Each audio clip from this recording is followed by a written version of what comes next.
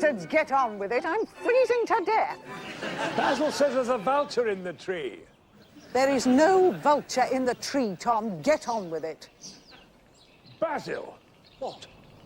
you were distracting me so that you could move your ball. You were doing a Diana. I didn't move it. The Earth suddenly tilted on its axis. That's what moved it. The Earth moved. Yes, happens all the time when I'm around. Ask Doris Piggott. You are a filthy little ferret, Basil.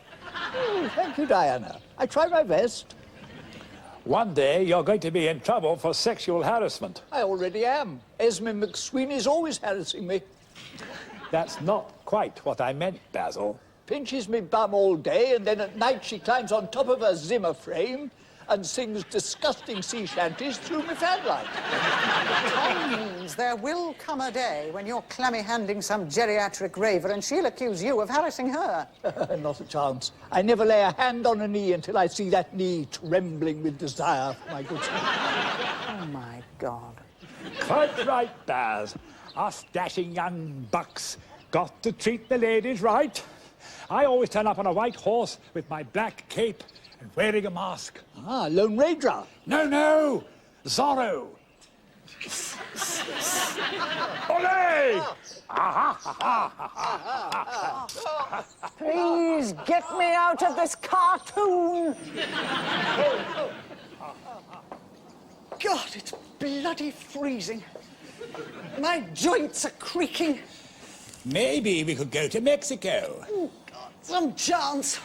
I remember once I was there with Errol Flynn. We had just drunk a couple of bottles of tequila and had a knife fight down on the waterfront when Jean Harlow said to me, "Tom, you rugged squash-buckling pirate, is that a sword you have in your pocket, or have you just ripped your trousers?" At least I think that's what she said. Anyway, I might just give her a ring and find out what she's doing this weekend. Oh, do be quiet, Tom. Would you like to come along? I'm sure old Flynn would fancy you. He's never been choosy. Just go away, will you? What's the matter with you today? You're crabbier than usual. Hedgehog in your undies? I want to be alone. Someone else said that to me once. Ha ha! That's probably her now. Coming, Greta. Hi, babe. What's shaking? I have a good mind. My health is average, but not totally debilitating. What in God's name am I doing here on this bloody scrap heap? Hello? Oh. Anyone in? No, we're all dead and buried and gone to hell. You've what? Oh, never mind. I'm in no mood to ridicule and humiliate you today. Are you sick? Yes. I'm sick of everything. I'm sick of this place. I'm sick of my polymyalgia. I am sick of grubbing around in the dog ends of existence for a half-smouldering butt that will give me that last hit before I slug down the final crate of antifreeze and cast myself onto the bonfire of painful oblivion. Oh, that doesn't sound very cheerful. It's all right for you. You're a simple-minded flannel. Harvey Baines has got the brains of a Barbie doll. Basil's got his sex. Tom has got his imaginary Hollywood friends. What have I got? Just the clarity of vision to see what a futile waste of time and space we all are. Aren't we being a teensy bit negative today? No, we are being a teensy bit truthful. It's all gone wrong. What has? Life, you ninny. What is the point in increasing our life expectancy if it just means we sit around here for 1,000,000 years with mushrooms growing out of our ears? I like mushrooms. We should all be born with sell-by dates stamped on our foreheads. What's the point in sitting around gathering dust on the shelves? We should be bunged out the back, squelched in the rubbish compressor along with the cardboard boxes and the rotten fruit. How about a pill? I've got these nice new ones. Harvey got a job lot from Kuala Lumpur. They're supposed to be for malaria, but Harvey says if you take them with alcohol, they make you feel wonderful.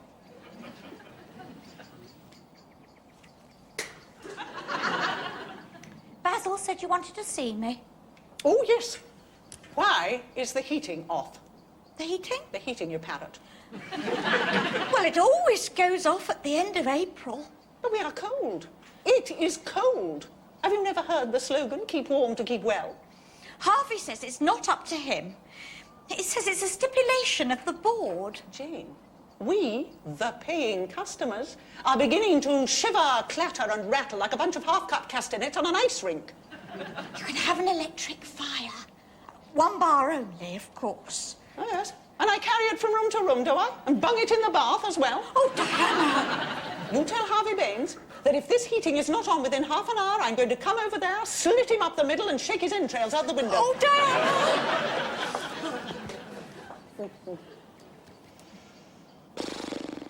Oh, to hell with this. Tom?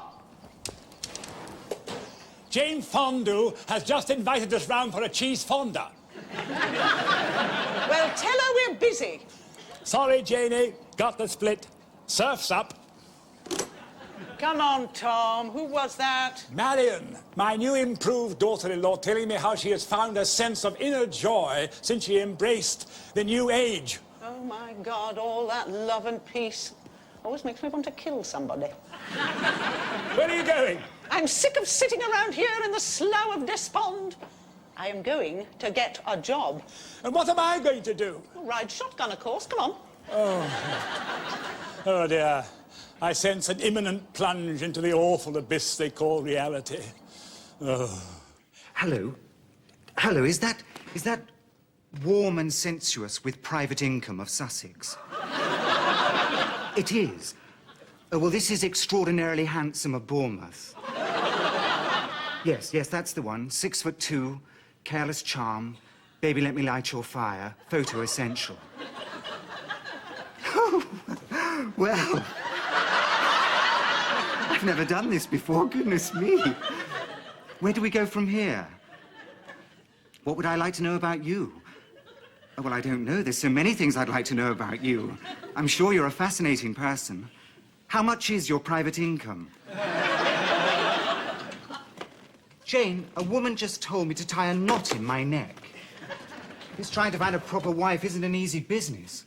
Maybe I ought to put up wanted posters. Oh, good idea, Harvey. Or maybe a hot air balloon with your picture on the side. That should frighten the birds out of the sky. Jane!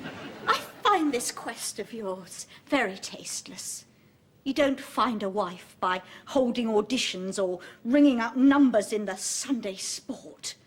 You wait for your heart to speak to you.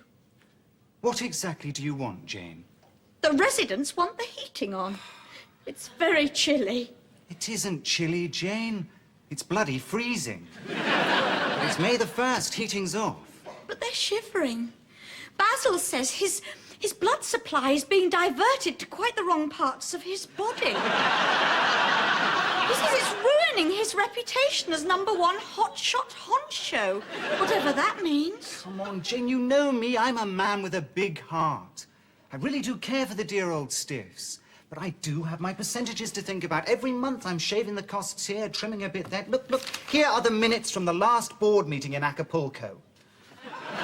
Votes of thanks recorded to Leroy the barman, Miss Lola Montez and friends, and Harvey Baines, without whom none of this could have been possible. I'm like that with them, Jane. I can't prejudice my position on the inside track by chucking their money away on senseless luxuries.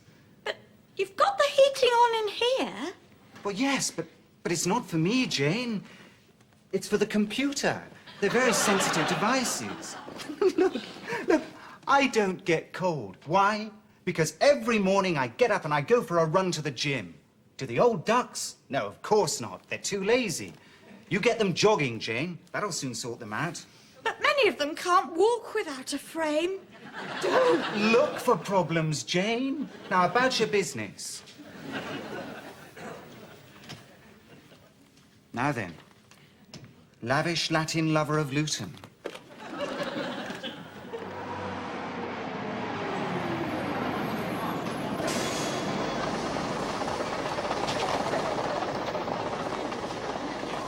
Maybe I could be a bus driver.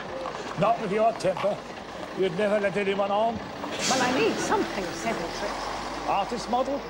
Only for the surrealists. How about a judge? They sit around a lot. or an England cricketer. Tom, I am not fully convinced that you're taking this quest seriously. Oh, I am, honest. Serious job.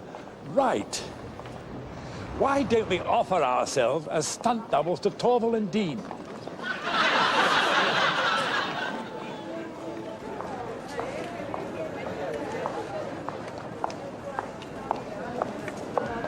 Ah, just the thing.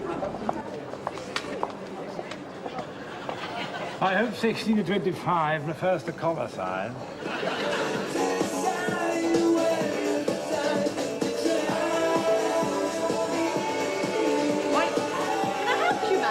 Will you tell the manager I want to talk to him?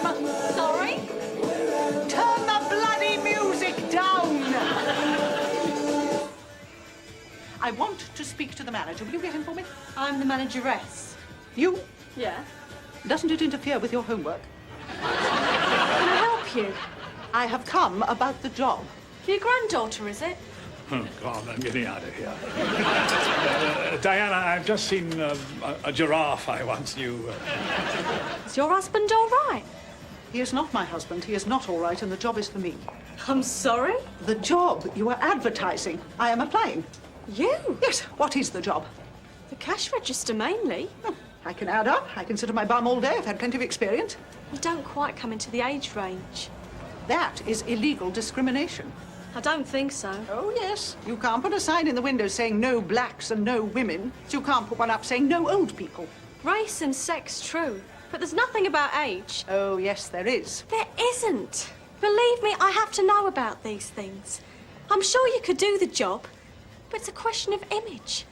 We're trying to attract the young with money to spend on trendy... The elderly also have money to spend. Despite governmental efforts, we are not all suffering from grovelling poverty. Some of us have quite a stash to burn before we finally climb into the old furnace.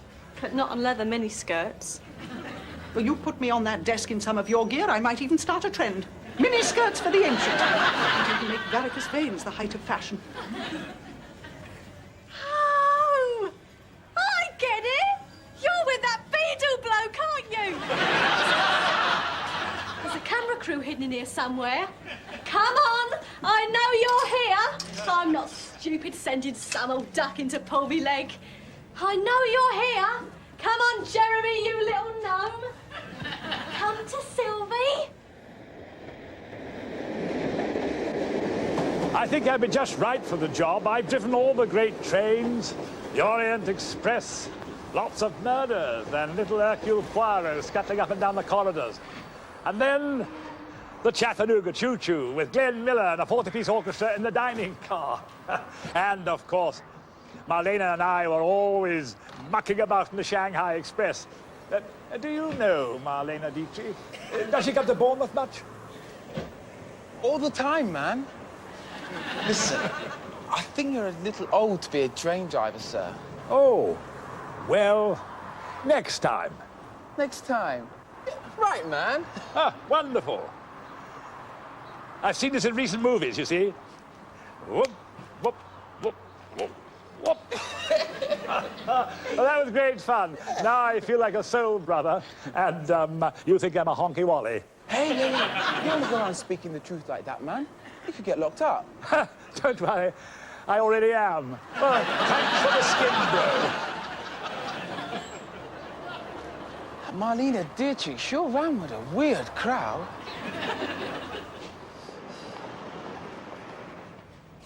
What about this one? Pizza delivery boy? You have to be able to drive a moped. Shelf stacker. Now, what's that? Someone who stacks shelves. I know that. I'm not stupid. What exactly are your qualifications? Nearly 70 years as a human being. Any particular job preference? Diplomat, racing driver, teenage sex surgeon priest. Anything reasonable. You know if you earn over a certain amount, it will affect your pension. Why? I've been paying out for that pension all of my life. They're merely giving me back my money. It's not supposed to stop me working if I so desire. I just follow the guidelines. Which are specifically designed to push the elderly out of the workforce. Same as you can't claim for childcare, so young mothers are pushed out of the workforce, so that the nitwit government's unemployment figures won't look so bad. I'm sorry, but I can't help you. This place is government-run, isn't it? Yes. Paid for by taxpayers. Yes. I'm a taxpayer. Yes. So I'm your employer, right? Right then. As your employer, I have decided that you are fired. So, now there's a job vacancy here. I'll take it. If you'd like to come and sit over here, I'll take your place. It's a very interesting little booklet here, some hints on finding a job.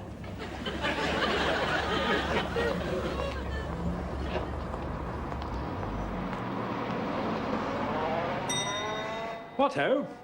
Remember me, Tom Ballard, father of your crack salesman Geoffrey Ballard? I've come to do you a great favour. Sorry about the heating, but I have spoken to Mr. Baines about it. Thank you. The thing is, Iris, I can't contemplate a serious relationship until I know that we're compatible in the old saccaroonie. So, rather than going to the pictures, I thought we might go back to my pad and play French maids and wicked barons, eh? Oh! Well, I'm glad we had this chat. We warned him. Is Tom coming in for lunch? Oh, haven't a clue. He deserted me in my hour of need. Probably wandering around the barren wastes of Bournemouth. Oh, hello. The idiot cometh. Morning, everybody. Now, everything tickety-boo. Don't tell me it's about the heating, isn't it? Yes. Yes, well, you see, I'm very perceptive. Now, yes, I have to say that the heating does appear to be on the blink, but I can assure you that it will be fixed by the autumn. In the meantime, might I suggest plenty of exercise and trips down to the local library, where I'm told the heating is on full blast. There we are. Harvey's looking after you. Now, everybody happy? Just a minute, Harvey. How many of us need to die before you turn the heating on? Because I'm sure we could get some volunteers to keel over for the sake of the others. Diana. And then, of course, we could always eat the dead ones. That should save a few bob. That's disgusting. Not if you boil them for long enough. Cannibalism is a perfectly valid last resort, though I must admit it is fairly rare in the home counties. But then again, in a society that allows its elderly citizens to freeze to death every winter, who is going to worry about the odd Betty or Doris stew? Dear. Or maybe a nice Harvey hot pot. And certainly finger bowls would take on a whole new meaning. That's enough, Diana. Harvey, you are a lying little toad. There is nothing wrong with the heating, and if it is not turned on within half an hour, we are all agreed that you will be staked out naked on the croquet lawn, covered in golden syrup, and left to the mercy of Fred's man-eating maggots. Once again, Diana, thank you for your usual constructive comments.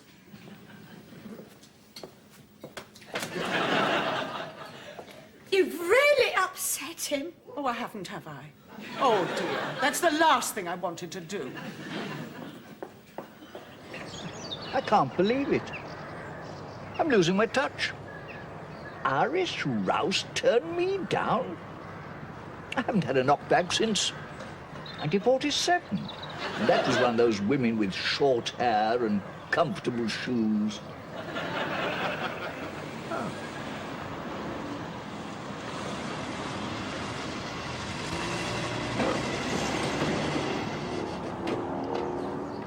You stay here, dear. I'll soon sort this out.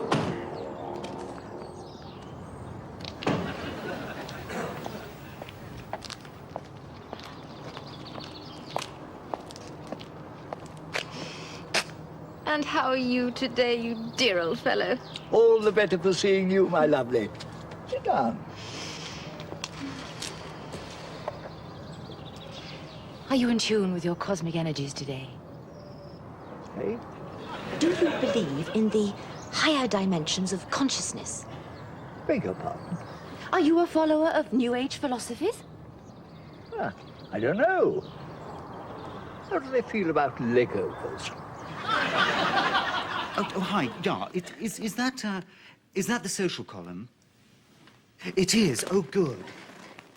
My name is Harvey Nigel Baines. You've probably heard about me. Polo player, international yachtsman, frequent guest at Balmoral. You haven't. Oh, well, no, yeah, it's about your last issue. I see that on page 6 there's a photo of a group of charming young people at the Save the Starving Millions charity ball. Yes, that's the one where they're chucking cake and vomiting over the waiter. Yes, well, it's in the middle there is an Honourable Lucy Fenwick Symes. She's the one with the geranium in her teeth and the minor roar squeezing her left breast. Well, it's just that Lucy and I happen to be old chums, and I was just wondering whether you could give me her telephone number.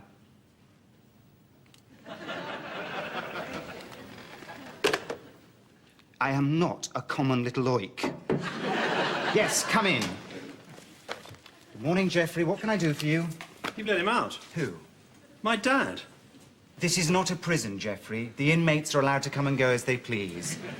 Now, what's happening? He's got a job. What as? Top loony in the local bin? As a quality control expert at my firm. Does he know anything about it? No! He lied through his teeth and said I'd vouch for his past experience. Well, what do you expect me to do about it? Tell him to pack it in. Chain him up before he ruins the company and I lose my job. I have no influence over Tom. Well, who has? I wish I hadn't asked that question. Quality control expert? Yes. What do you know about quality control? I know what I like, and I don't like their mango yogurts. I had a whole lorry load condemned today. Said they had the wrong pH count. What's that? I don't know. Something they look for in swimming pools, I think. Tom? I'm also getting them to introduce a program of jobs for the elderly. Oh, can you drive a forklift? How about it then, my little chickadee? I think you should try transforming the essential spirit within to a more ethereal plane. Oh, I'm very good at it. I have letters from satisfied clients. We must transcend the bodily desires. Oh, I did that to university. I've got an MA in bodily functions. Come on. She's at it again! For God's sake, Marion, this is an old man! Leave him alone! Oh. He attacked me. Oh, don't be ridiculous, Marion. Look at him. He couldn't harm a fly. Really, you should be ashamed of yourself. But stop all this ravaging strangers nonsense. I leave you alone for 1 minute and you're back to your old ways. Oh, God. I think I need a drink. Me too. Thirsty work, eh? Come on, dear. We have to see Dad.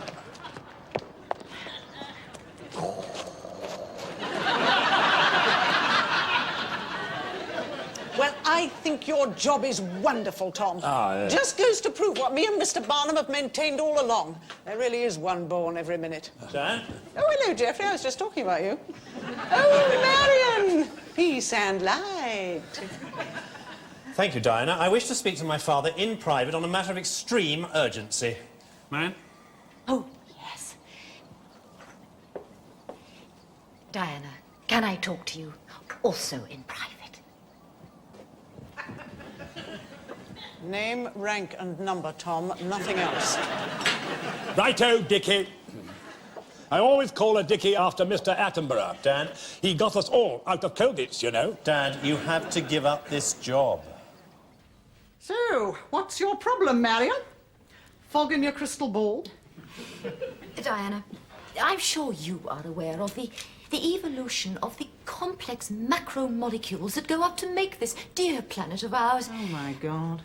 The transformed self combined with the synergy increase is the way to the universal oneness. You've been listening to too many dolphins. Get to the point! Your aura has taken on a purple tinge. Are you constipated? Not! Would you like to come down with me to the Alternative Health Centre? Wednesdays is the do-it-yourself colonic irrigation day. Marion, when I want to use a garden hose for unnatural purposes, I will let you know. How about some nice aromatherapy? Neither do I want to be covered in filthy, smelly oils. Oh, camphor oil is wonderful for flatulence. Do you mind? And lavender oil will rid you of all your boils, warts and verrucas. What do you want? It's about my fellow traveller, little Geoffrey. It'll take more than lavender oil to get rid of that little wart. His aura has come quite puce since Tom got that job. Oh, I see. Forget it. So you have to resign, Dad. I mean, he's just not on. In a couple of days, they'll realise you're totally bogus and the police will be called. You'll be sued, I'll be fired. No money, get behind on the mortgage payments, house repossessed. We'll all have to move in here. Oh, no, not that. I quit. I quit. Oh, no, you don't, Tom. You got this job on your own initiative. God knows how, but I suppose if they employ old slab brain here, they'll employ anyone. Hush, Diana. I have a wee idea which might solve all our problems.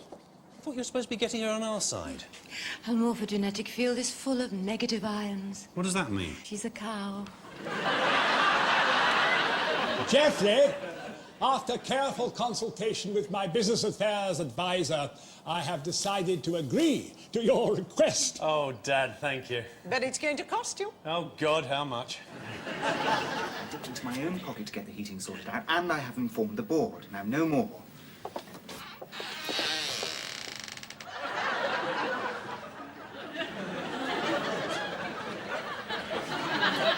Yes. Yes, that's very funny. Very funny.